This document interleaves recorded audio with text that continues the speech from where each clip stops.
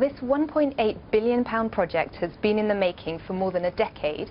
It was first conceived of in 2001, and it's by E.ON, Dong and Masdar, which is the Abu Dhabi Renewable Energy company, and it's the world's biggest operating offshore wind park with enough power for 500,000 homes, with 175 wind turbines generating their power from an expanse of water that is 100 square kilometres.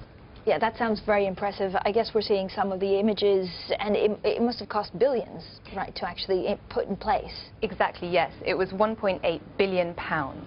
And the investors, E.ON, Dong and Masdar, were attracted to investing in the UK offshore wind sector because the UK provides subsidies for offshore wind, like nations including Germany.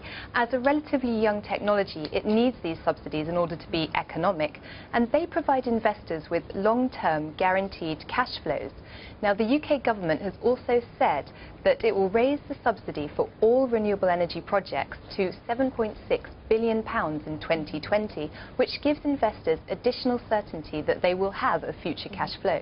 And so, Sally, what is the future for offshore wind in the UK? Well, the UK wants 16 gigawatts. It has about 3 gigawatts now, so it has a significant ambition for offshore wind, which it needs to meet its climate change targets to get 30% of its power from renewable energy by 2020. It will be interesting to see whether the shale gas that the UK is trying to get off the ground poses a stumbling block to the renewable energy drive. Just last week, Britain announced that gas fields in northern England held more than twice the initial estimates for shale gas reserves. So it'll be interesting to see whether this prompts government, which has a significant renewable drive, to repoint its strategy towards gas, which is cheaper than renewable energy. So, Sally, you look at new energy every day. What is the new energy in the UK that will have the most impact? I think it will be offshore wind. We have a significant offshore wind ambition.